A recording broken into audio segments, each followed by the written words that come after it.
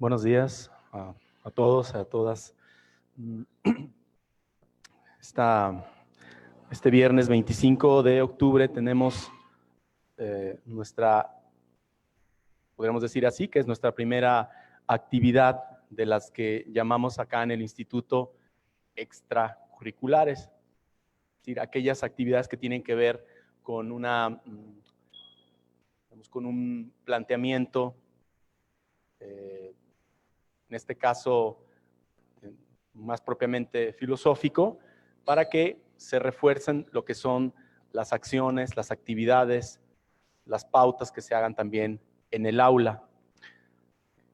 Que lo que suceda también en este tipo de eventos tenga una ida y vuelta en el espacio propiamente áulico.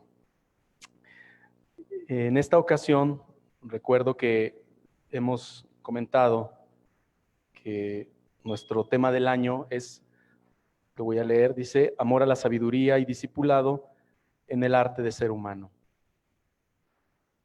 Este tema del año, envuelve a todas las distintas actividades que se realizan en términos extracurriculares, como esta que estamos ahora empezando. Y esta se llama propiamente Coloquio de Filosofía. Esta es la 8ª edición de este evento. De hecho, la anterior ocasión que tuvimos el coloquio fue este mismo año, y lo tuvimos en la primera mitad del anterior semestre. Pero por una circunstancia determinada, se decidió que se repitiera nuevamente la actividad del coloquio, y estamos pendientes con el análisis, con el espacio de análisis social, que fue el que nos quedó, ahí en puerta. Bien. En esta ocasión, el octavo coloquio de filosofía lleva por título Filoctetes y la disolución del principio de individuación como pauta de posibilidad de la experiencia trágica en el drama antiguo. Y hemos invitado, y así ha accedido, al profesor Rommel Navarro Medrán. Él dará la exposición a este respecto. Para enmarcar esta actividad, este evento, le voy a pedir al padre rector, a Fray Eusebio Hernández Mendoza, que nos tenga a bien abrir esta actividad.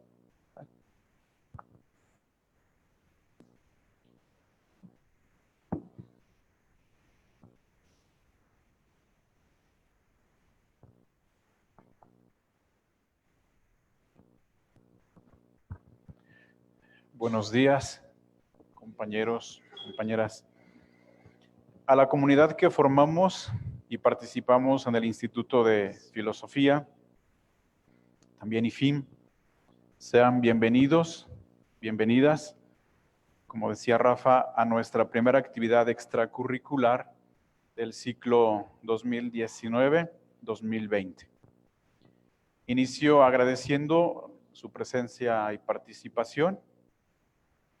El tema que nos acompaña en este ciclo escolar es justamente amor a la sabiduría y discipulado en el arte de ser humano.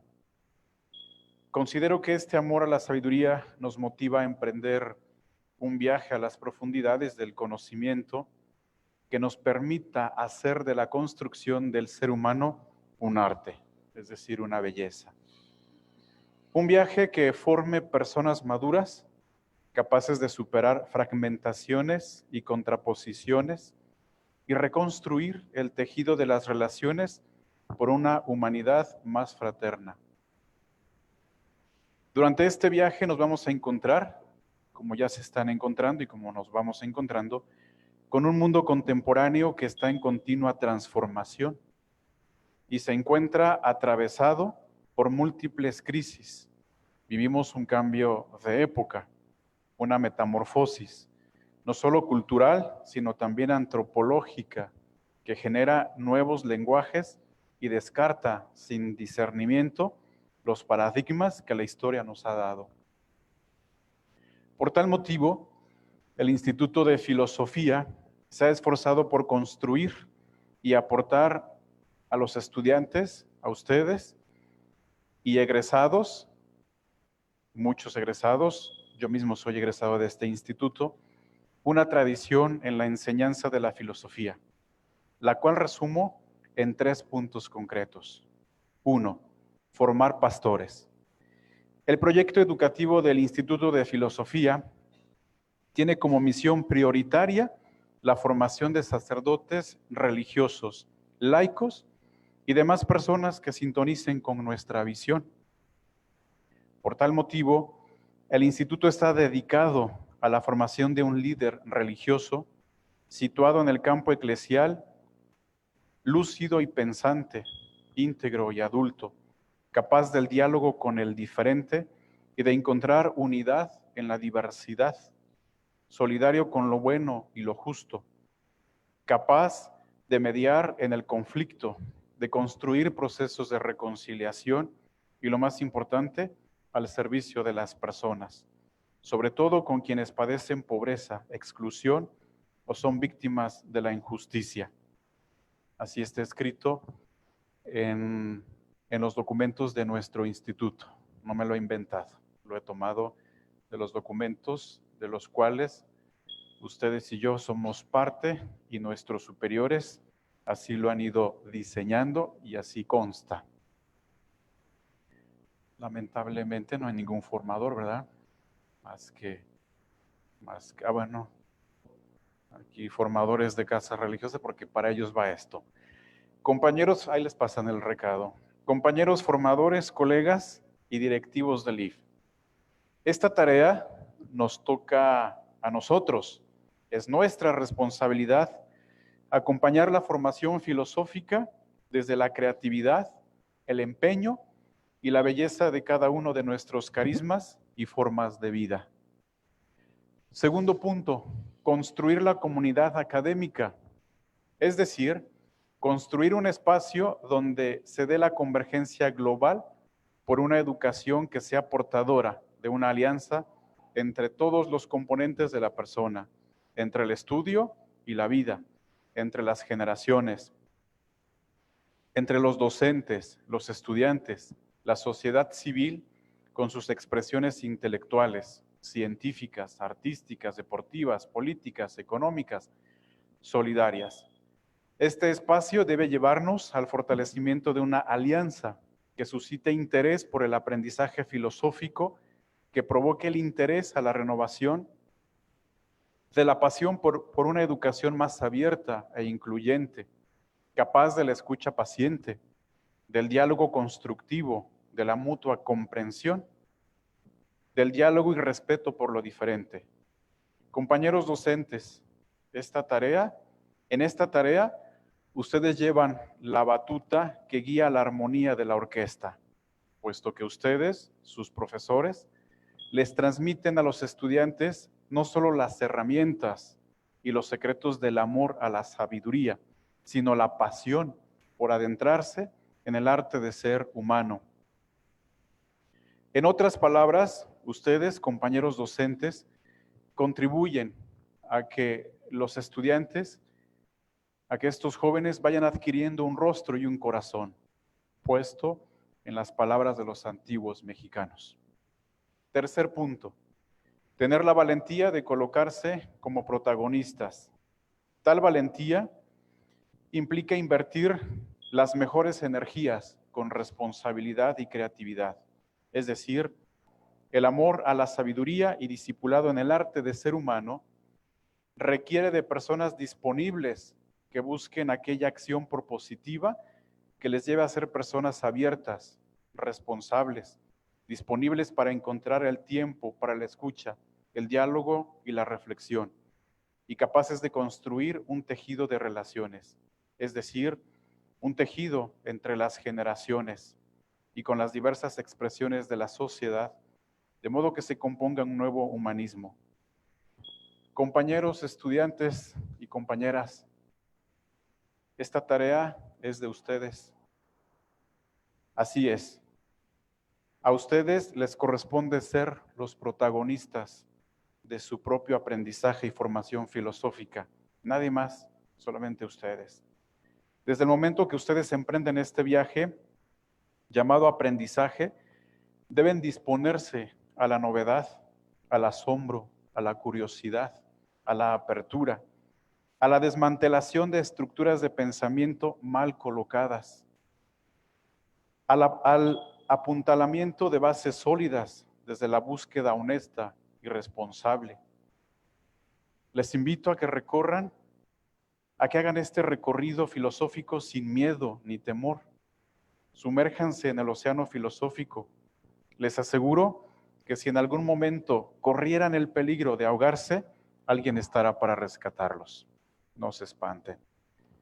Es así que el Instituto, en su tradición de enseñar filosofía, se ha preocupado por fomentar las actividades que permitan a toda la comunidad educativa encontrarse. Esto para continuar el diálogo y la puesta en común de lo que diariamente se descubre y se debate en las aulas. Por tal motivo, hoy dedicamos este espacio para la primera actividad filosófica llamada Coloquio Filosófico, cuyo tema es Filolectes y la disolución del principio de individuación como pauta de posibilidad de la experiencia trágica en el drama antiguo. Como se nos anunció y aparecía en un cartel, la presentación del coloquio se inscribe bajo la experiencia estética, detrás de la reflexión en torno a la figura de Filoctetes. Es el pretexto ideal para aludir a uno de los temas cruciales de la reflexión filosófica de la estética como disciplina en este arte de ser humanos. En esta ocasión tenemos como único expositor al maestro Rommel Navarro Medrano, profesor del Instituto de Filosofía, al cual le agradezco su interés por organizar y construir este espacio que constituye claramente el puente entre lo que se enseña y se aprende en las aulas y la puesta en práctica de las herramientas filosóficas. ¿Quién mejor que un profesor del instituto que conoce la tradición y el debate diario en las aulas para dirigir este coloquio filosófico? Gracias, profesor. Termino mi intervención animándoles a que busquemos juntos las soluciones. Continuemos procesos de transformación sin miedo y miremos hacia el futuro con esperanza.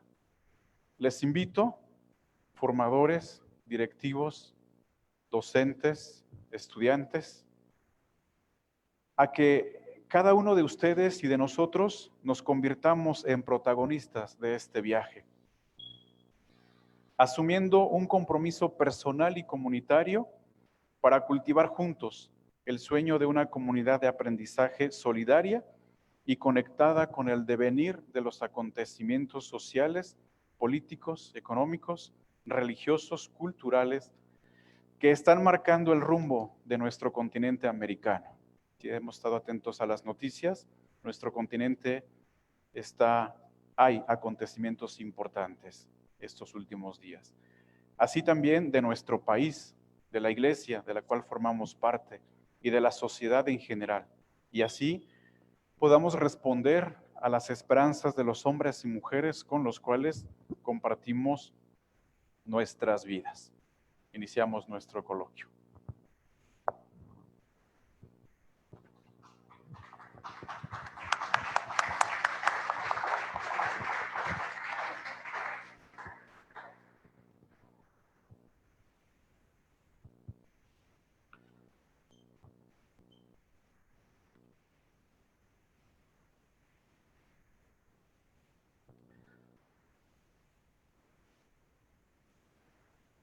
En el año 409, antes de la era cristiana, Sófocles escribe la tragedia esta, de la cual se basa la presentación, y la representa. Tenía 85 años cuando la escribió. La obra conjunta talento, vigor y experiencia. Su tema es antiguo y ya había sido tratado por Esquilo y por Eurípides. En cuanto a su forma, se trata de una clase magistral de parlamento y de teatro. Además, los estudiosos aseguran que era parte de una trilogía, aunque lamentable e irremediablemente para nosotros, no se sepa con exactitud cuáles son las otras obras que la acompañaban. Filoctetes es uno de los muchos héroes de la mitología griega. Era hijo del rey Peante, de Melibea, en Tesalia, y de Metone. Filoctetes era famoso por su arco y flechas, objetos que le habían sido entregados por Heracles. Filoctetes fue uno de los pretendientes de Helena de Troya antes de su matrimonio con Menelao. Aunque partió con los buques griegos para participar en la guerra de Troya, la mordedura de una serpiente impediría que desempeñara esta misión. Como de la herida emanaba un hedor muy fuerte, los griegos lo abandonaron en la isla de Lemnos durante 10 años por consejo de Ulises. Allí pasará casi 10 años. Los griegos capturan a Heleno, adivino de los troyanos, quien predice que Troya se tomará solo con el arco de Heracles, pues este ya lo había conquistado cuando era el rey de Leomedonte. El arco de Heracles que poseía Filoctetes, posteriormente Ulises lo buscará porque sin eso no podrá tomar Troya. Filoctetes es un leproso. Allí, digamos, está enfermo, pues. Allí tiene en custodia las armas ya mencionadas. Ulises y Neoptolomeo, un chico de 12 años, hijo de Aquiles y de Idamia, llegan como embajadores para reclamar las armas, pero Filoctetes se niega a entregarlas. Neoptolomeo se las quita mediante un ardid, pero se dispone a devolvérselas cediendo a las súplicas cuando interviene Ulises.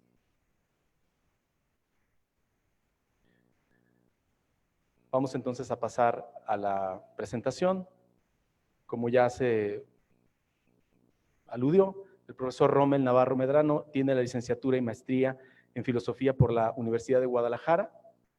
Es profesor de dicha casa de estudios y es profesor también del Instituto de Filosofía desde hace 15 años, profesor. Actualmente está por terminar su doctorado en Humanidades. Adelante, profesor.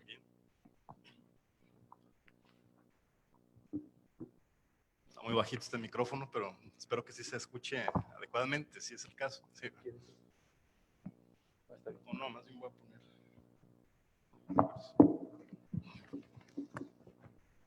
Sí, ya mejor, ¿verdad? Ok, es una lástima usar de esa forma los libros, pero bueno, es una cuestión puramente práctica. Tribunal de la razón, ¿verdad? Ok, diría agradezco la invitación, pero bueno, realmente yo soy quien coordina el evento, más bien por cuestiones azarosas y por una reducción de tiempo hubo la necesidad de que me autodesignara como presentador de este coloquio y como lector del proyecto, pero bueno, creo que no generar ningún inconveniente, ni aparte que espero que no se note alguna especie de protagonismo de por medio, que no es el caso. Si no es el pretexto, esta vez, como ya se advirtió también, de que aunque tenga el nombre de coloquio y supone debate, en cierta forma, por la presencia por lo menos de dos personajes frente en el podio, en pocas palabras, en esta ocasión solamente será una sola lectura, un solo trabajo, pero la dinámica la trataremos de establecer abiertamente con el diálogo con el propio público. No es solamente una charla, una conferencia, la lectura de un artículo. Voy a tratar de hacerlo pausado y hacer énfasis adecuados para poder precisar los puntos capitales de conveniencia para la reflexión. Y obviamente en el plenario que sucederá posterior al trabajo de salones, que también se indicarán ese tipo de cosas ahorita al terminar la lectura del artículo, sobrevendrá, bueno, esperaría ese carácter de coloquio como debe respetar el nombre que tiene este evento, ¿no? Dos cosas que tendría que mencionar antes de dar lectura al texto, va a ser una lectura literal. La primera de ellas que conviene hacer, creo que ya se ha presentado de una forma general el texto de Sófocles que está en cuestión, Y tengo que advertir también, no se trata de una lectura ni de carácter filológico de ningún otro tipo, sino es el pretexto, la obra de Sófocles, Filóctetes concretamente, para hacer una reflexión especialmente de un triple carácter. Especialmente un carácter estético, en donde lo que estaría en juego es advertir la idea de qué significa una experiencia estética, o podríamos hacerlo de una manera muy consecuente y muy concreta, qué tipo de representación es una representación estética si la sumamos a otro tipo de órdenes de representación, grosso modo. Un trabajo de carácter ético, porque tiene que ver también con una reflexión del personaje en cuestión y del drama en que se va desarrollando esta obra de Sófocles, en función concreta a una comprensión de lo que pudiera ser la idea de la dignidad, la representación desde el punto de vista de la acción y la deliberación de criterios de acción para pensar adecuadamente el enlace que esta idea pudiera tener con respecto a lo mejor otro tipo de enlace, que en nuestro caso es un enlace de carácter estético. Y finalmente, pudiéramos decir, una tercer pauta explícita sería una perspectiva de orden nociológico o incluso epistemológico, donde estaría de fondo abiertamente lo que sucede en la representación llamada estética, la experiencia estética, y como el propio título ya lo ha quedado mencionado, o al menos está escrito acá en las diapositivas, tiene que ver con la experiencia, el principio de individuación, disolución del principio de individuación como condición de dicha experiencia, la experiencia trágica. Esquematizo un poquito más esto último simplemente para reiterarlo, y bueno, yo sé que esto se debe de dar explícitamente a lo largo del texto, pero prefiero decirlo ahorita al inicio. En la experiencia estética serían las preguntas, si lo vemos escalonadamente: experiencia estética, representación desde el punto de vista de la experiencia de la tragedia. Estaríamos suponiendo que es diferente la estructura de una experiencia de la comedia, por ejemplo, o de un drama cotidiano al que pudiera ver con la tragedia. Estamos hablando estrictamente de la forma de la experiencia trágica.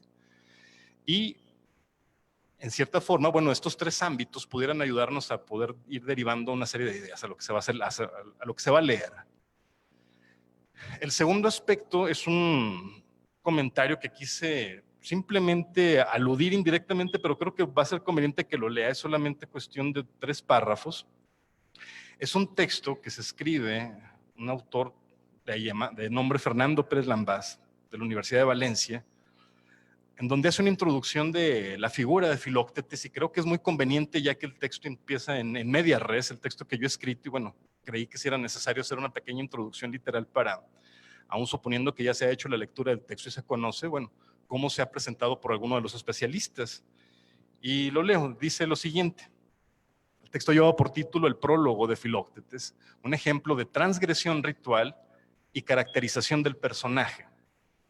Dice lo siguiente.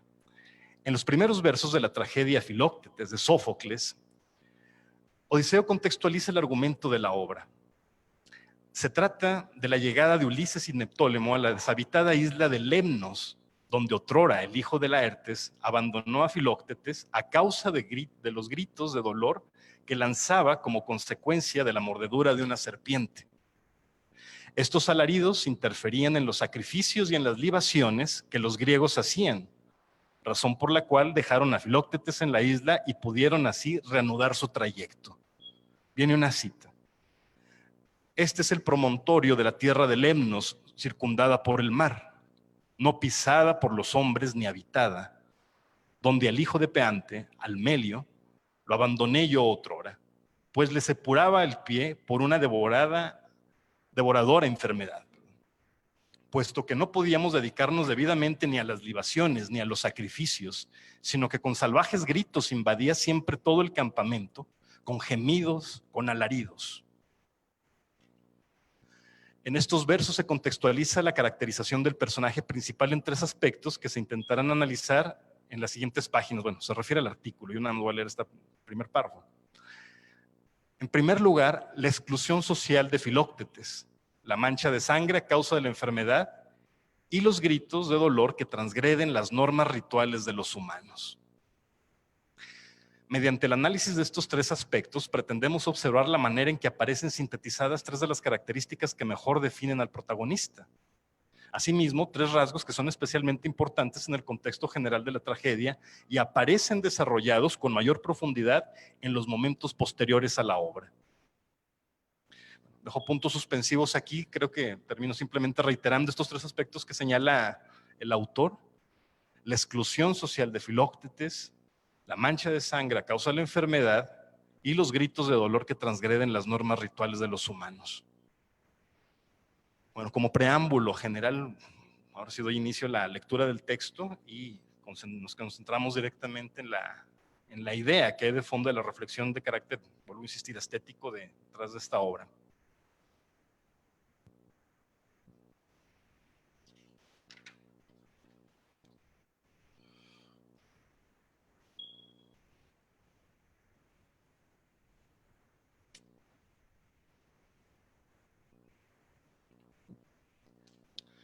La experiencia estética liberada en la manifestación de la máscara del héroe trágico se expresa mediante la vivencia del orden de lo sublime, esto es, bajo el rostro de la paradójica circunstancia de la sublimación de la vivencia en una especie de orden simbólico de representación. Parecería que el héroe trágico condena silenciosamente el valor individual de su experiencia particular para verla proyectada en una especie de dictum universalis, que fuese el portador del mensaje del relato. El héroe trágico experimenta un drama individual a través de una lectura sublimada de sí para liberar desde su situación particularísima no solo un caso concreto de un pesimismo vivido, sino un ejemplo de dignidad de valor inmemorial. Dicho en otras palabras, la experiencia dramática del héroe trágico solo alcanza su realización empática cuando en la asimilación del fatalismo de su acción se suprime el principio de individuación en aras del sacrificio para alcanzar la dignidad eterna de ser maximum exemplum. Uno de los elementos dramáticos capitales que hay de fondo en la puesta en escena de una tragedia, identificado con el fatalismo de la vivencia de un individuo concreto en relación con un estado de cosas específico, reposa en una doble circunstancia. Por una parte, en la complejidad del personaje mismo, que es puesto como una especie de extraña balanza emocional esculpida por virtudes y vicios sublimados, atravesados por una circunstancia fatal, que ponderan así la posibilidad de la experiencia de la realización de su destino, que más allá de la experiencia del destino, estaríamos obligados a decir de manera más atinada, por la experiencia de la asimilación profundamente afectiva de la conciencia del destino inminente. Por otra parte, el elemento de la transgresión del orden de las cosas, porque los dramas son vividos en momentos y lugares concretos, que han de ser leídos al margen cronotópico singular, teniendo moral y estéticamente una especie de valor universal, que esculpe su determinación existencial vivida, siendo esta transgresión el eje dramático de la realización de la pugna humana, de la experiencia individual, que ha de desdoblarse en el performance de su propia realización en una sublimada experiencia del relato de la vida misma. Para nuestro caso, hemos de dirigir nuestra atención al encuentro de estos elementos a través de la tragedia titulada Filoctetes del gran poeta Sófocles. Y de esta manera, podríamos decir que se trata de un drama griego cuya lección ética y estética no se circunscribe exclusivamente en la Grecia antigua, sino que rebasa cualquier barrera cronológica y cultural, manifestándose tan actual como antigua puede ser. Siendo así que nuestra tesis en cuestión consiste en afirmar que para que la experiencia estética de la asimilación del carácter trágico de la historia pueda haberse realizado, se exige que suceda una paradójica despersonificación individual del protagonista. Vuelvo a repetir esa idea porque es crucial. Siendo así que nuestra tesis en cuestión consiste en afirmar que para que la experiencia estética de la asimilación del carácter trágico de la historia pueda haberse realizado, se exige que suceda una paradójica despersonificación individual del protagonista. Esto es, con la intención de alcanzar la sublimación de su propia experiencia como caso ejemplar. En este caso, como realización simbólica, máximo ejemplo. Algunos especialistas en el tema sugieren que la reflexión particularmente estética de la idea de la tragedia debe de quedar integrada de manera autónoma también a la pregunta por lo trágico, como si la tragedia y lo trágico, más que simples sinónimos, fuesen descritos como regiones independientes de significación. Se dice libremente que desde los años gloriosos de la Edad de Oro de la Grecia antigua, desde aquel momento en el que Aristóteles legaba a la humanidad su poética, la tragedia gobernaba un amplio circuito de designación dramática que circunscribía la posibilidad de la distinción de los géneros, pero especialmente la posibilidad de la estructura del drama trágico. Sirva como ejemplo el hecho de la afirmación de que la peripecia, la figura poética de la cual habla ampliamente Aristóteles en su trabajo, entendido como cambio repentino de orden de acción, era un móvil dramático ejemplar que enriquecía la posibilidad de la puesta en escena de algún acontecimiento significativo, siendo que éste, cuando excedía su circunstancia asimilable en el orden de lo individual, no tardaba en alcanzar los tintes de una creciente simbolización de los acontecimientos. Desde esta perspectiva, nos sería dado hablar de una transgresión de un estado de cosas, dado ya sea a nivel social, religioso o incluso cósmico. Por otra parte, lo trágico, allende una supuesta lectura estructural del elemento dramático, nos permitiría indagar en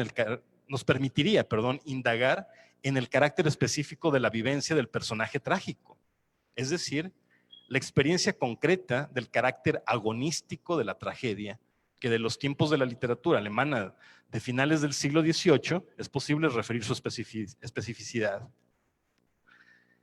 Esto supondría que sería preferible hablar de la tragedia como si fuese la estructura de un cierto tipo de drama descrito por el fatalismo o pesimismo de su status quo, mientras que hablar de lo trágico consistiría en la asimilación particular del carácter agonístico de la pugna dialéctica de los personajes concretos, que se presentan, vuelvo a insistir, como máximo ejemplo de su propia virtud.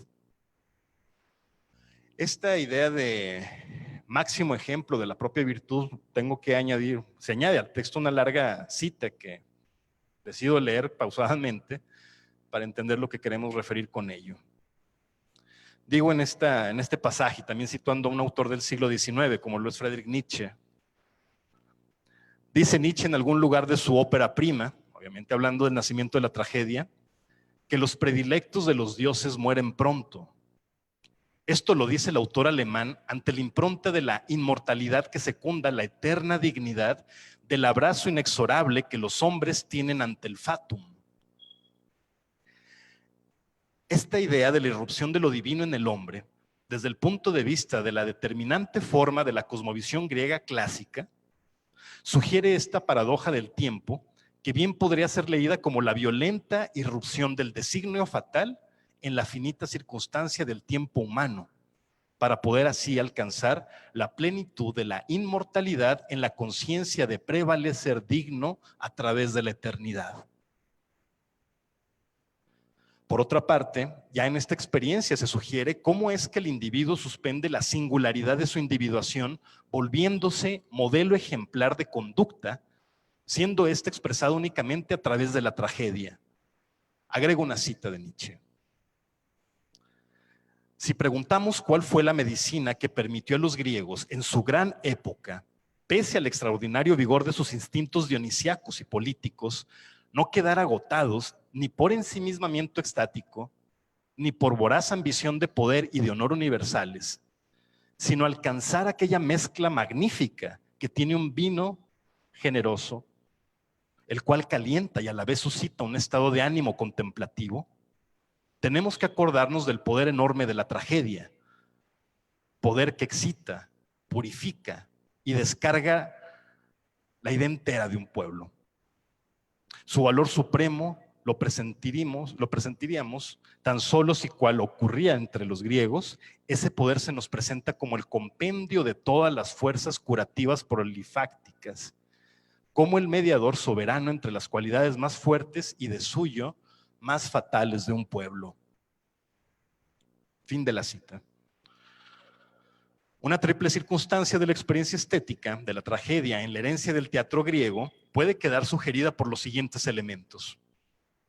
En primer lugar, por la disposición del fórum que hacía del espectador un partícipe de la puesta en escena, viendo cumplida en la función del coro el punto de inflexión entre lo humano y lo divino, entre lo individual y lo colectivo, entre la experiencia singular y el mensaje generalizante. Por otra parte, la intensificación del dominio sublime en la asimilación del fatum, en tanto que la fatal experiencia individual deja de ser la historia de un hombre cualquiera y se transforma en un símbolo de la dignidad divina en el hombre. Podríamos decir, de la experiencia de lo eterno en el hombre. Y finalmente, la irremediable paradoja de ver cumplida esta dignidad ante la radical experiencia fatal de la asimilación del destino, vuelta a una especie de dolor que jamás termina y que sin embargo es vivida en el mundo mortal. Regreso al texto después de esta larga explicación en torno a la idea de virtud, que cuando es mencionada, este es el correlato que intenta significar todo ello en esta palabra, en este concepto de virtud.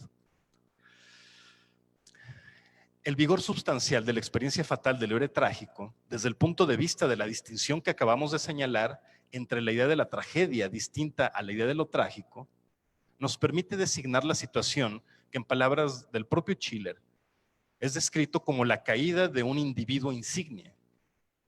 Ver luchar con el destino a una gran individualidad que afirma su libertad interna a través de su propia caída. Imagínense esa cuestión trágica y esa cuestión que podríamos llamar fatal, sin caer en el fatalismo drástico de la propia tragedia, pero en la mención que hace el propio Schiller. Ver luchar con el destino a una gran individualidad. Es decir, se requiere la individualidad como la personificación dramática, la situación concreta del individuo en espacio y tiempo localizado. Pero la circunstancia trágica sería prácticamente abstraernos a esa determinación concreta, le llamé hace un momento cronotópica, y que permitiría ver la afirmación de la experiencia de aquel individuo como la libertad interna a través de su propia caída. Vuelvo a subrayar, es una especie de paradójica circunstancia.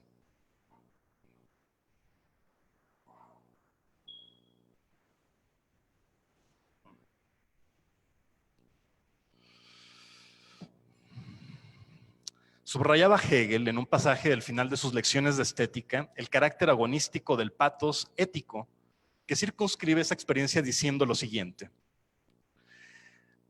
la compasión, en expresión propia de la simpatía, es en primer lugar compasión ante la desgracia, ante lo negativo de otro. Esto es lo conmovedor, la simpatía común.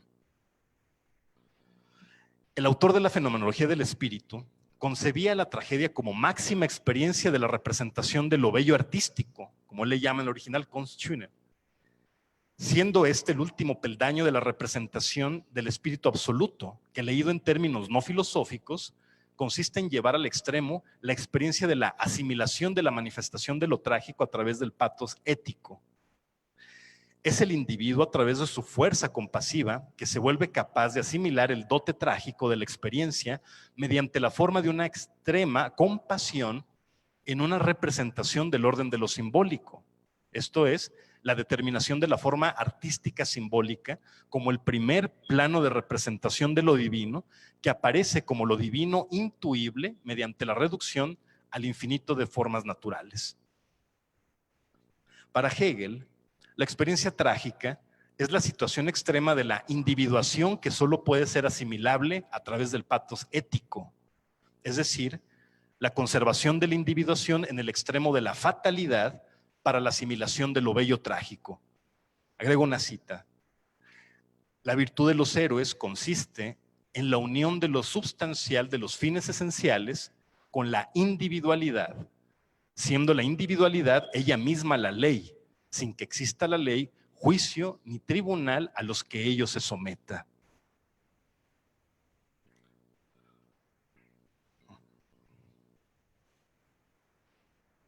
Distinta a esta concepción es la versión que Arthur Schopenhauer tiene de esta máxima experiencia cuando, a través de las páginas de la segunda edición de su obra, El mundo como voluntad y representación, describe a través del término Wohlgefallen, que puede ser traducido como deleite estético en este caso. Este tipo de percepción desinteresada, capaz de liberar la máxima forma de representación que se realiza mediante una necesaria supresión de la individuación para liberar la nítida revelación de la majestuosidad de la transfiguración del genio a través del arte. En este caso, la transfiguración del genio en la representación proyectada por la configuración dramática de la puesta en escena de aquel acto, la libertad trascendente del héroe trágico. Decía Schopenhauer en aquellos pasajes que el punto emergente de toda obra bella, de todo pensamiento grande o profundo, es una intuición enteramente objetiva. Pero esta intuición implica el pleno enmudecimiento de la voluntad, que deja al hombre como puro sujeto del conocer, siendo el genio precisamente la disposición del predominio de ese estado. A diferencia de la reducción ética del pathos hegeliano, que conserva la individuación al extremo para haber logrado el reconocimiento de la sublimación de la experiencia del héroe trágico, Arthur Schopenhauer rebasa aquel límite asumiendo que en la disposición de una transfiguración del espíritu a través de la experiencia estética, la posibilidad de una vivencia plena como lo es la que se ha mencionado y se encuentra en el reconocimiento de la experiencia trágica. La supresión de la individuación en aquel estado especial de representación es la condición por la cual se libera la posibilidad trascendente de la experiencia de lo sublime en el orden de lo trágico. Es decir, el aparente mensaje de carácter puramente ético de la experiencia trágica rebasa el límite de la jurisdicción política de lo puramente humano, alcanzando así la posibilidad cuasi mística de la sublimidad detrás de la experiencia de lo trágico. Creo que tengo que repetir esas palabras porque es una idea muy densa y es una idea que en cierta manera, perdón que está explicando el texto debería explicarse por sí mismo, pero bueno, me doy esa libertad de hacerlo. Se han contrapuesto dos imágenes en este momento, Hegel y Schopenhauer. Una lectura estética de realización de lo sublime en un extremo del nivel ético, en Hegel, para que el individuo sea proyectado en un ideal simbólico, pero manteniendo la individuación como carácter del juego empático de la representación cuasi mística. Mientras que en Schopenhauer hemos dicho lo que hay como condición necesaria de la experiencia trágica es la disolución de la individuación. Es como si dijéramos, el individuo concreto debería desaparecer, al menos en el plano de los intereses reflexivos, particularmente estéticos, para poder deliberar desde ahí abiertamente dicha manifestación mística, la representación de la voluntad en el mundo, diría Schopenhauer. Y en este caso, bueno, reitero la idea, a diferencia de la reducción ética del pathos hegeliano, que conserva la individuación al extremo para haber logrado el reconocimiento de la sublimación de la experiencia del héroe trágico, Arthur Schopenhauer rebasa aquel límite asumiendo en la disposición de una transfiguración del espíritu a través de la experiencia estética la posibilidad de una vivencia plena como lo es la que ya se ha mencionado, el reconocimiento de la experiencia trágica. La supresión de la individuación en aquel estado especial de representación es la condición por la cual se libera la posibilidad trascendente de la experiencia de lo sublime en el orden de lo trágico. Es decir, el aparente mensaje del carácter puramente ético de la experiencia trágica rebasa el límite de la jurisdicción política de lo puramente humano alcanzando así la posibilidad cuasi mística de la sublimidad detrás de la experiencia de lo trágico. La catarsis, desde el punto de vista de esta concepción, consistiría no en la asimilación moral del pathos trágico, sino en la sublimación de la revelación trágica como máxima experiencia estética a través del reconocimiento de aquel estado en la vivencia del llamado sujeto puro del conocer. La supresión de la individuación detrás del Wohlgefallen, deleite estético. Hemos mencionado que era el significado de ese concepto. Las inmortales palabras de Aristóteles para describir lo que es la tragedia son la introducción ideal para proferir nuestro ejemplo en la figura de Filóctetes de Sófocles. Decía el Estagirita, la tragedia es reproducción imitativa de acciones esforzadas, perfectas, grandiosas, en deleitoso lenguaje, cada peculiar deleite en su correspondiente parte. Imitación de hombre en acción y no simple recitado, e imitación que determine entre conmiseración y terror el término medio en que los afectos adquieren estado de pureza. Cuidadosos del uso adecuado del lenguaje, descrito por Aristóteles como deleitoso lenguaje, son el atributo capital para la disposición de la mímesis trágica. Lo primero que tendremos que decir para hablar de Filoctetes de Sófocles es que Ulises abandona a Filoctetes, hijo de Peante y portador del insigne arco esculpido por Heracles, en la desolación de la isla de Lemnos.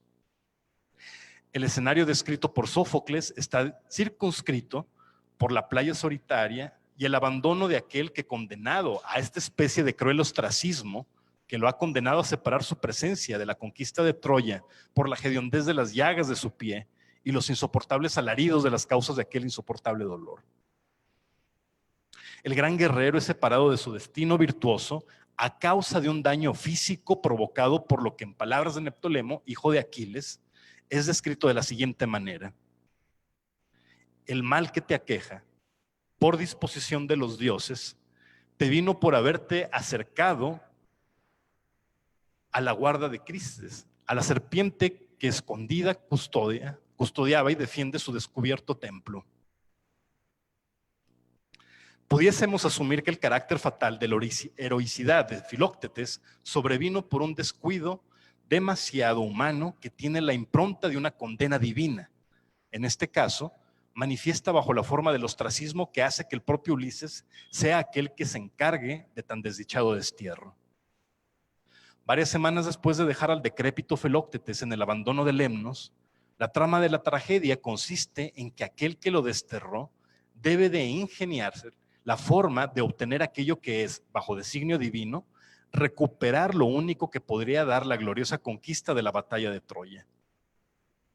Recuperar las armas de Heracles que están en posesión de Filoctetes, las armas de oro de fatídica puntería. En una desolada playa, la ahora morada del solitario Filoctetes es visitada por Ulises y el hijo del mismísimo Aquiles para intentar, mediante una invirtuosa retórica, la recuperación de las armas que pondrán fin a la batalla que parece no tener final. El drama se realiza en aquel lugar con unos personajes que se convierten en una verdadera oda fantasmal y revelan aquel relato: Filoctetes, Neptólemo, Ulises y el propio coro. Cabe mencionar que por algunos especialistas del tema han reclamado una particular función, la del coro, en esta obra, que no hace sino silenciosamente enfatizar la presencia del cercano Hades en la fuerza de la voz de la ceguera de Filoctetes y de la encubierta apariencia de aquellos que dialogan con él. Tres son los elementos en que nos detendremos nuestra atención para apelar a esto que llamamos libremente disolución de la individuación de la experiencia de la tragedia en el caso de Filoctetes. En primer lugar, la condena de Filoctetes aludida por el coro griego mediante el análogo con la condena de Ixión. Dice el propio Sófocles: de oídas lo sé, que jamás le vi yo mismo, que Ixión, el que un día se acercó hacia el lecho de Zeus, fue atado a la giratoria rueda por el potente hijo de Cronos. Pero no sé, ni he oído jamás de persona mortal que haya tenido suerte tan funesta como la de este. Y este, que sin injuriar a nadie, ni robar a nadie, bueno con los buenos, tan míseramente se ha arruinado. En este primer caso, la representación de Filoctetes es desdibujada en su determinación individual particular al ser exaltada por la comparación de aquel condenado a la rueda eterna del fuego, Ixión. Es decir, no lo conocemos por la bondad o por la posesión de las armas de Heracles, sino por ser condenado sin causa fatal alguna a un suplicio de abandono y soledad que no tiene precedentes. En segundo lugar, la dignidad de Filoctetes descrita por la posesión de las armas del dios de todas las batallas, Heracles, que al verse engañado por la confianza de aquel que en su ceguera enmascaró su cuasi dignidad divina, Neptólemo siendo hijo legítimo de Aquiles, despojando de él lo que en voz de Ulises sería el único medio para obtener la conquista de Troya. Dice Sófocles, me has quitado la vida quitándome mi arco. Vuélvemelo, por favor. Devuélvemelo, te lo suplico, hijo. Por los dioses de tus padres, no me robes la vida. Para comprender la experiencia sublime de lo que significa Filoctetes, no es su vida individual ni su precaria situación que implica una sobrehumana forma de sobreponerse a la adversidad de una sobrevivencia que se encuentra al límite de la existencia, sino la posesión de lo que de divino aún vive en él. Filoctetes no es la persistencia de la vida detrás de una infame condición física, despojada en abandono en una isla desierta, donde sus gritos de dolor no fueran más oídos por las gloriosas tropas, sino que antes bien, Filoctetes es el resguardo de la dignidad en el mundo mediante la posesión de las armas diseñadas por Heracles que otorgan certeramente la muerte a aquel que las conoce. En tercer lugar, la ceguera de Filoctetes en vida, comparada con la sacrificial visión a través del mundo de las sombras del Hades. Cito a Sófocles. Al Hades, pues yo vivo no puedo estar. Oh patria mía, si pudiera verte, miserable de mí. Yo que abandoné un día tan sagradas corrientes para ir en auxilio de los aqueos malditos, estoy ya muerto. El universo fantasmal de la región del Hades se nos ofrece en el mundo ante la experiencia de la nulificación de la existencia en vida del ciego Filoctetes, que ahora, sin aquello que lo devuelve digno de inmortal humanidad, el arco de Heracles, su mundo de sombras, nada se distingue de las regiones tenebrosas del Hades. Como espectadores, somos invitados a presenciar el Hades a través de la ciega mirada de la disolución de la individuación, de la existencia individual de Filoctetes, cuando habiendo perdido lo único que lo volvía digno entre los hombres, por orgullos mezquinos de un engaño infame, al haber sido despojado de sus armas, ha sido despojado de sí mismo. Para concluir, las siguientes palabras se dicen: la sublimación de sí mismo, la trascendente heroicidad, la metafórica visión del Hades a través de la humana ceguera del trágico personaje. Estas tres no son las únicas pautas del performance de la supresión de la individuación, pero quizá son las más representativas. Están distrayendo un poco, jóvenes, con su diálogo. Me imagino que han de tener preguntas, pero vamos a terminar ya y si quieren en un momento hacemos esas preguntas. Y esperaría que las hicieran para contestar adecuadamente, ¿sí? Cada una de ellas pone en entredicho la dignidad individual de la experiencia de Filoctetes como personaje dramático, devolviendo a la mirada del espectador la singularidad heroica del personaje trágico a través del desdoblamiento de su propia realización. El drama deja de ser visto como la lectura cronológicamente determinada de la experiencia individual de un personaje cualquiera de la epopeya griega, para que antes bien esta misma sea vista desde la mirada sujeta al dictum de la Moira, que en su fatal naturaleza imprime la experiencia del divino horror en la nítida manifestación de la tragedia. La sublimación de sí mismo no es sino la apelación al ámbito de lo sublime, es decir, cuando la experiencia del individuo singular se manifiesta rebasando sus propios límites, alcanzando la condición de lo sublime y por ende la condición de la trascendencia de sí a través de la fatal experiencia.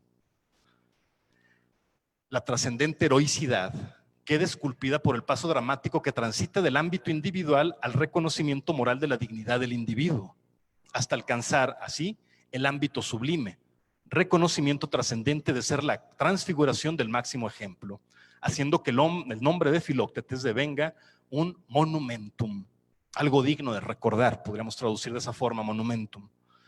Y finalmente, la metafórica visión del Hades a través de la ceguera de Filoctetes, exuberante creación artística del genio de Sófocles, haciendo que la supresión de la individuación de Filoctetes se convierta en un escenario de visión del mundo de las sombras. Dicho en otras palabras, dejamos de experimentar la empática angustia de la falta de visión en los ojos de Filoctetes para que esta experiencia, ahora sublimada en metafórica experiencia, pueda ser la visión exaltada del habitar del mismísimo Hades. en cada una de estas manifestaciones se suprime la individuación y se exalta la representación mayor de la experiencia trágica. Hemos de concluir esta breve disertación asumiendo en clave estética que no es la asimilación ética del patos trágico lo que vuelve sublime a la experiencia del acontecer heroico del protagonista de la tragedia. Antes bien, es la experiencia de la transgredida mirada que exige mediante la liberación de la disolución de la individuación el reclamo propio de la efectiva catarsis, expuesta bajo el signo de lo sublime.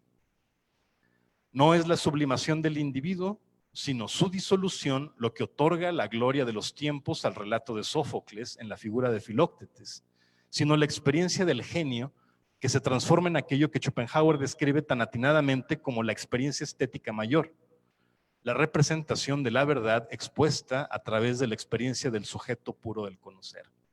Gracias.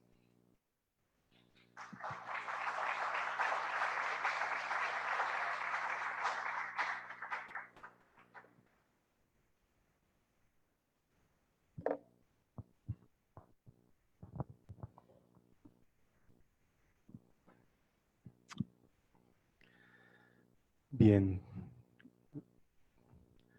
Tenemos entonces unos minutos de reacción por parte de los asistentes para hacer algunos comentarios a la exposición y algunos de los asuntos que estuvo tratando el profesor. Abrimos el momento para hacerlo. Primero, posteriormente pasaríamos a los grupos. Antes de ello, pues, tienen la ocasión de hacer alguna expresión. Jóvenes, ahora sí los escucho y que estaban hablando durante toda la conferencia. Me imagino que quieren preguntar algo.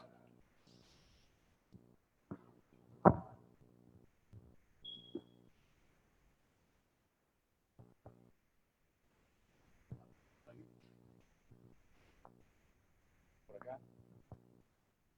¿No van a hablar? Digo, se hablaron durante toda la conferencia, me imagino que tienen algo que preguntar, entonces los escucho.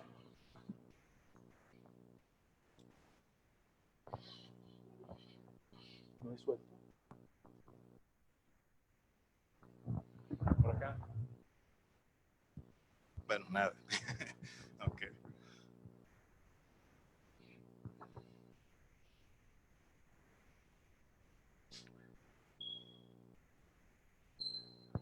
Bueno, estamos en la... muy bien. ¿Gustas acercarte un poco por acá, por favor?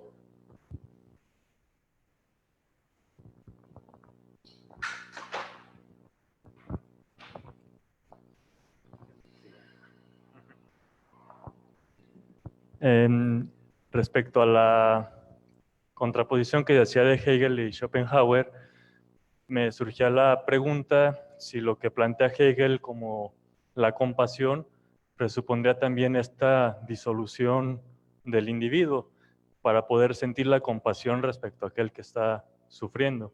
Entonces no sé si también ahí entraría este concepto de disolución del principio de individuación para poder mostrarse empático ante aquello que siente la otra persona, en este caso la tragedia. Sí.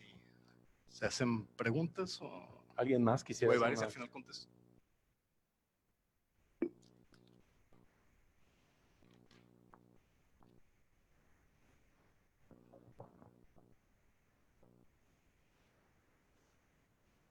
Me surgen un par de cuestiones.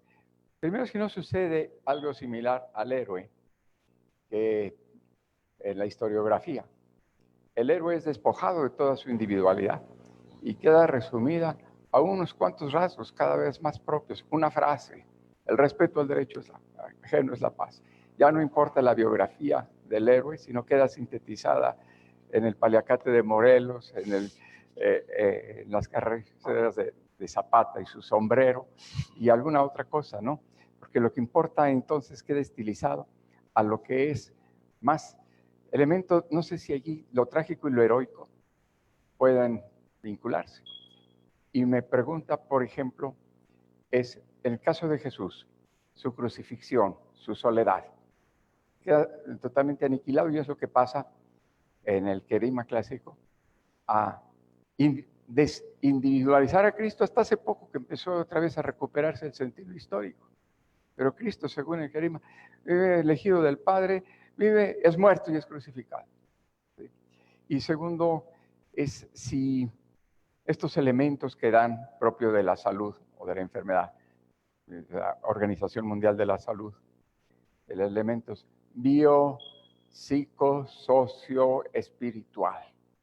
En ese sentido, si aparte de un sufrimiento viene la parte social, si una enfermedad vuelta estigma es acercada por la compasión de un alguien, eso modifica todo, hasta inclusive mitiga la parte biológica sufriente.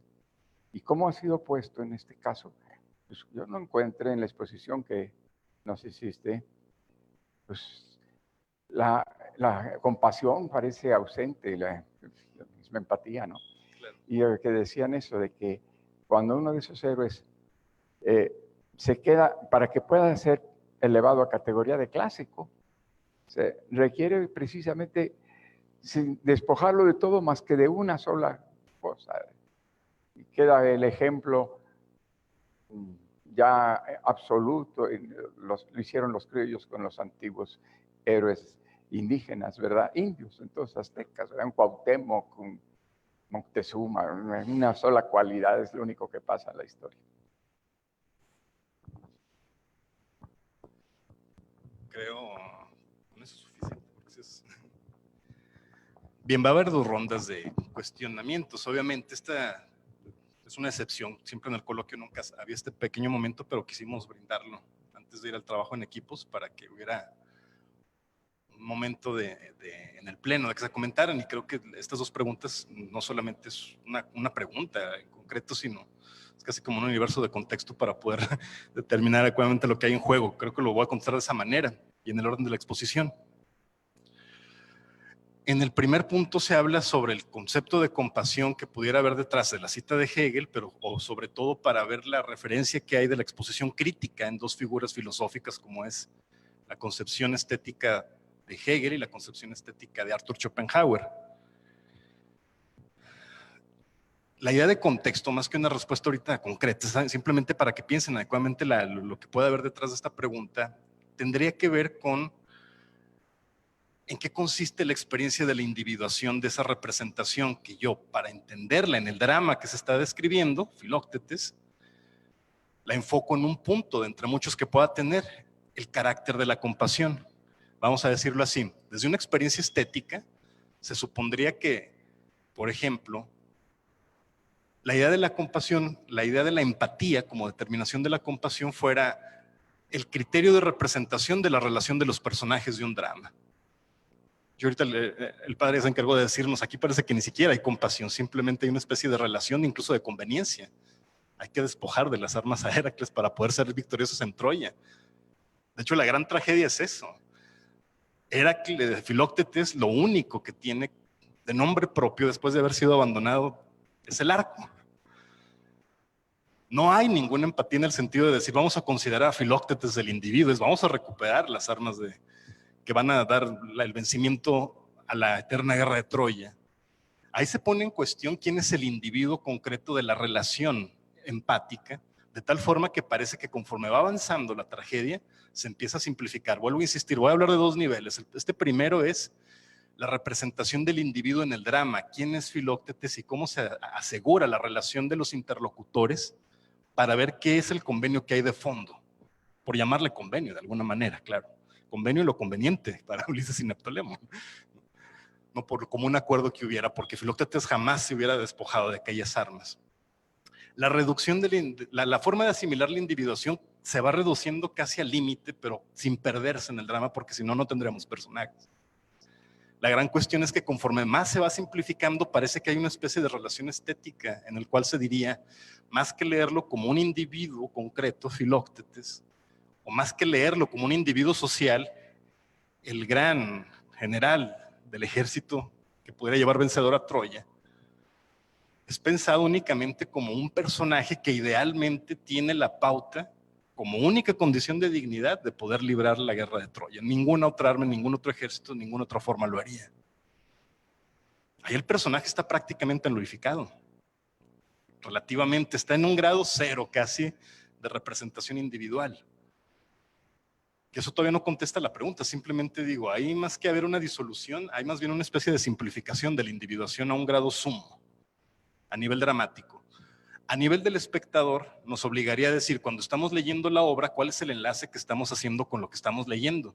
Algo sucedido en la Grecia antigua, pues tendremos que tener una narración puramente histórica y cronológica. Volví a mencionar ese concepto cronotópico. En un lugar, en un espacio concreto, leído como algo que se está realizando. Pero guardaría una distancia enorme de asimilación para decir, ¿y qué tanto eso me significa a mí? Me significa a mí en una experiencia estética, es cuál es el nivel de apreciación que yo como espectador tengo que tener ante la lectura como fenómeno de representación para poder discurrir en torno a lo que pudiera ser el enlace afectivo de lo que se está leyendo. Es decir, si efectivamente se puede librar eso como una simple historia o realmente es una tragedia. No es una tragedia porque así venía el título del libro, ¿no? Para que se pueda vender, sino ¿por qué he de asimilar como tragedia esa estructura dramática que en sus relaciones nos da esa mecánica de despersonificaciones? Eso por una parte, ¿no? En un segundo lugar, en la articulación Hegel-Schopenhauer, hay que ser cuidadosos en el planteamiento teórico de cada uno de ellos. En Hegel hay la condición de la individuación, pero determinada bajo la condición ética. Diría Hegel, la representación ética es lo que posibilita el enlace afectivo, por llamarlo de esa manera, de la comprensión de lo que es el drama que se está realizando, el caso de Filóctetes. Y justo cuando lo puedo leer, no históricamente, sino fundamentalmente desde una determinación ética, es como la idea de la compasión, no entre los personajes, sino la idea de identificarme con aquello que se está realizando para ver los giros dramáticos, es lo que permitiría el máximo de realización de lo bello estético. Se ha dicho en Hegel, ¿no? Contestaré ahorita muy rápido. No hay disolución de la individuación. Hay transferencialidad de la individuación al grado de representarnos como espectador, pero se conservan las figuras individuales. Una lectura crítica a esto sería hasta qué punto se puede tener una lectura individual de Filóctetes, que esa es la gran incógnita que estaba apareciendo. O sea, es tan mínima, tan nula, que de repente uno tendría que decir con qué es con lo que me he de enlazar afectivamente. No hay ese elemento. Y por perdón de Hegel y demás, ¿no? Pero bueno, en fin, no es que me tenga que disculpar con él, pero si se da el caso de esa representación, jamás podremos tener una lectura trágica de la historia de Filóctetes desde la perspectiva de Hegel. Tendríamos un drama simplemente. Pero el nivel de tragedia solamente le vendría por añadidura, porque realmente no hay esa efectiva compasión, porque nunca escaparíamos del relato histórico, de la dimensión ética y de la necesidad de ver a un Filóctetes individualizado, personificado y no simbolizado a través de las armas. La simbolización se da a nivel del carácter de la compasión, no de la configuración de la representación concreta de Filóctetes. Y eso, bueno, nos da una paradoja en la obra de Hegel. Por otra parte, en Schopenhauer, y ya termino con esto la primera observación, la idea no es una, vamos a decirlo así, en la experiencia dramática y estética, estoy citándolo en una doble órbita, no se trata únicamente de un descentramiento del individuo. La representación pura, cuando él le llama la representación del sujeto puro del conocer, la representación estética, condiciona en términos clásicos la nulificación del principio de individuación. De hecho, por ejemplo, eso es una figura que trae a colación altamente Nietzsche en sus primeras obras, El nacimiento de la tragedia, cuando en la figura de Dionisos dice, Dionisos es la condición de la representación trágica en tanto que es quien dispone de la posibilidad de la nulificación de la individuación. Elenco estrictamente místico. Si lo queremos ligar a un aspecto ritualístico, esa es la condición religiosa de la representación de las figuras simbólicas. Que dejemos de verlos como el individuo concreto y se nos representen abiertamente como un valor general, un valor que incluso habíamos dicho no nada más condiciona la época, sino que rebase su tiempo. Es un valor universal, o sea, no es cualquier cosa. ¿Sí? ¿Cuántas veces no hacemos acciones, jóvenes, queriendo en cierta manera darnos a conocer como si fuera nuestra tarjeta de presentación, cuando en un ideal ético debería de ser, no tengo que usar a los otros como medio, ni yo como un fin, o sea, la acción tiene que ser un fin en sí mismo, ni yo tengo que ser un fin en sí mismo. Me tengo que despersonificar de la acción para que cobre un valor ejemplarmente generalizado y la disposición del valor moral tenga efectividad ética. A veces nos hace muy fácil hablar de ética porque decimos son relaciones entre individuos, pero el conflicto de la idea de la individuación en el giro dramático de la representación es lo que está en cuestión. En Schopenhauer no hay un descentramiento de la individuación, hay una supresión de la individuación, que en el orden de la representación se diría, no describo a un personaje puramente histórico o un hecho percibido sin más, ni conceptos generales que pueda interpretar ética, histórica o simbólicamente de forma general. Es necesariamente una representación estética que lo que obliga, en términos de los conceptos de Schopenhauer, es la experiencia inmediata de la voluntad, es la representación directa del mundo, sin la mediación de la percepción empírica ni del concepto. La experiencia del deleite mayor, el Wohlgefallen, vuelvo a repetir el concepto que plantea Schopenhauer. Entonces, grosso modo, la distinción que habría es que el conflicto es la individuación. Y un simple movimiento de individuación, como pudiera ser un descentramiento de una lectura ética, no es una nulificación del principio de individuación. Y aquí la afirmación es, la condición de la experiencia trágica es la supresión de la individuación, ¿no? Entonces, vamos a dejar abierto ese capítulo porque probablemente vamos a regresar con ello ya con citas más específicas y con más contundencia, pero ese es el horizonte que hay de fondo. Individuación, experiencia estética y la forma de la experiencia trágica como ejemplo de ese tipo.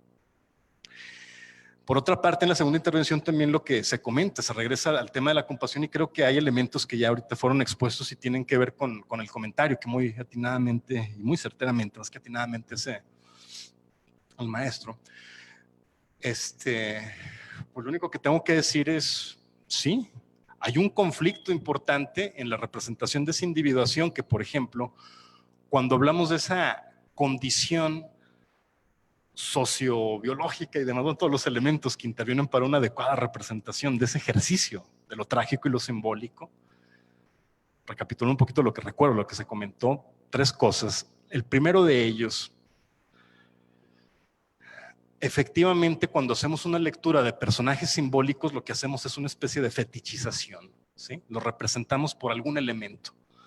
Sin embargo, yo me preguntaría si esa fetichización es un efectivo ejercicio de simbolización, porque a veces suena únicamente o parecería que es un recuerdo histórico de un talante físico para decir existió en tal momento y se puede caracterizar y lo elevamos a grado de símbolo para que no se pierda su significado.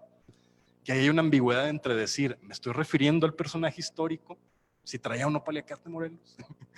Me estoy refiriendo a la asimilación histórica, cómo puede ser leída, que desde esa fetichización pueda recordarlo y rememorar el significado, que como monumentum tenga a bien determinar el presente ético-político de lo que se trate la representación.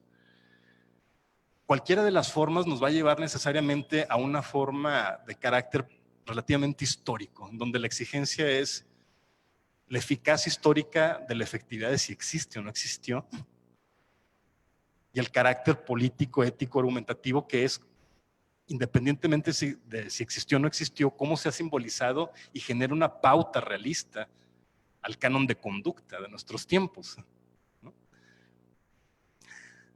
Si asumo en esa perspectiva, iba a decir 3, pero yo creo que nada más van a ser 2, hasta concluyo esta primera. En esta primera, entonces, la pauta que yo dejo abierta para con el tema que estamos tratando es el hecho de decir que la presencia de la determinación estética como disciplina filosófica parece ser condición necesaria para representar adecuadamente ese tipo de ejemplo.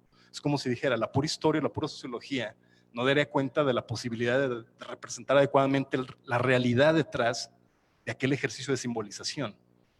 ¿Qué quiero decir con esto?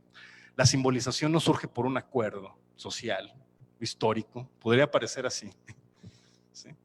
De hecho, se nos habla de una historia oficial, de algún legado, de alguna constitución o demás, algún documento, un archivo que nos recuerde eso. De hecho, las esculturas que actualmente las usamos actualmente para poder rayarlas con los últimos acontecimientos, bueno, tendríamos que pensar que son símbolos, monumentos de un recordatorio histórico de condición ética. Pero yo dudo mucho que se tenga o se haya elevado el carácter de esa suficiencia estética y se ha rebajado únicamente a una pura reducción histórica de archivo, nos recuerda a alguien que existió y lo que hacemos es mancillar el símbolo, pero en la recurrencia histórica. En otras palabras, y doy paso al segundo punto y va a ser más breve, se mantiene el problema de la individuación. ¿En qué consiste la individuación de la figura a proyectar? Que ahorita que se mencionaba el caso de Cristo, pues claro que es el ejemplo, creo que por antonomasia, por lo menos en este espacio. ¿Sí? De hecho, cuando pudiéramos distinguir el Cristo vivo, el Cristo crucificado, pues en cierta manera estamos frente a dos personajes sumamente diversos en el plano de la representación que pudiéramos tener de ello. De hecho, cuando se habla, uno de sus tantas interpretaciones, Cristo crucificado, lo que hay en juego, pues es en cierta manera el dolor al límite, pero un límite que podríamos decir es hasta sobrehumano. Y la gran condición mística, al menos por la parte física, es un humano experimentando situaciones extrahumanas, manteniendo la humanidad, manteniendo la idea de humanidad en ello. Entiéndase sobrevivencia física, sobrevivencia moral de aquel acto y la inmaculada imperturbabilidad de su condición individual. Pero está al límite, ¿no? No se reclama como hijo de Dios mientras está en la cruz y bueno, como soy hijo de Dios voy a desaparecer de esto y bueno, tengo la fuerza para poder sostenerme con estos clavos que me atan a la cruz, ¿no? Es Dios hombre, pero en ese caso en la condición de humano. ¿Qué pasa con esa experiencia? Pues la menciono y la caracterizo un poquito de esto porque bueno, fue mencionado de esa forma porque tenemos ese ejemplo del rasgo límite de la representación del humano en una vida humana, valga la redundancia. Cristo se nos presenta como hombre y en la situación extrema, como hijo de Dios, en su situación máxima de ser puramente hombre, es que se identifica abiertamente la transfiguración de la simbolización de aquel personaje, que perfectamente puede ser un asunto ético, estético o en este caso incluso místico, religioso. De hecho, ahí podríamos tener en cierta manera el gran problema de decir quién es ese Cristo que es Cristo crucificado. Aquí añado también una pequeña nota, aprovechándonos que hablábamos de Nietzsche hace un momento, y bueno, sin que lo esté vanagloriando ni mucho menos, pero una de las figuras problemáticas dentro de las obras de Nietzsche, y si tomamos como referencia su última obra publicada, El Anticristo, sabríamos que parece que es un detractor de Cristo, de pronto al menos por el título que subraya su obra, aunque bien se dice es más bien un antipablo de Tarso, en la versión propia de Nietzsche, ¿no? Pero curioso que ese personaje que escribe El Anticristo tenga al crucificado, como él le llama, como una de las máximas experiencias trágicas y alguien que tiene que ser dignamente representado filosóficamente en toda su plenitud. Y me dice, bueno, qué contradictorio es Nietzsche. Bueno, yo diría, qué preciso es Nietzsche en ese sentido. Sabe distinguir adecuadamente en la figura no individualizada del personaje la situación de la representación del mismo, su adecuada simbolización, diría yo. Creo que concluyo diciendo, simbolizar algo no es únicamente abstraerlo, que es lo que usualmente hacemos. Generar un significado de la parcialidad de otro objeto, fetichizarlo. Una, se parcializa, dos, se sublima esa imagen y se cree que esa simbolización es un elenco místico. No, yo le llamo un elenco puramente abstracto y a veces injustificadamente abstracto. Y es el orden de los desacuerdos, de pronto cuando tenemos que hablar del significado de aquel símbolo. ¿Qué es lo que reclamaría una representación adecuada del símbolo? Por lo menos, entre otras cosas, en el caso de la experiencia estética, la determinación de la individuación del personaje en cuestión, cómo se logra la representación efectiva del individuo que rebasa la situación histórica, ética, política, para transformarse abiertamente en eso, en un ejemplo. Entonces lo dejo más bien como una incógnita, porque bueno, es una pregunta crucial y lo que sí nos dice es que se capta totalmente la idea de la charla.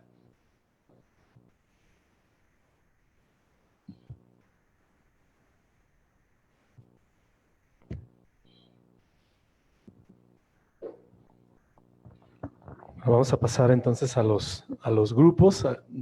Sí, ajá. Ándale, ahí está. Entonces, aquí están los grupos, los hemos distinguido así. Desconozco cuántos exactamente estén ahora del grupo de tercero, pero vamos a hacerlo de esta manera. En el grupo de primero A, es su salón, ¿verdad? O sea, vamos a permanecer en los salones que tenemos. Usualmente, le vamos a pedir al padre Chuy Montes, pero pues no lo veo. pero ahorita resolvemos. Al primero B le vamos a pedir al padre Enrique Marroquín que nos eche la mano, que ya aquí nos dio una muy buena mano en estas preguntas.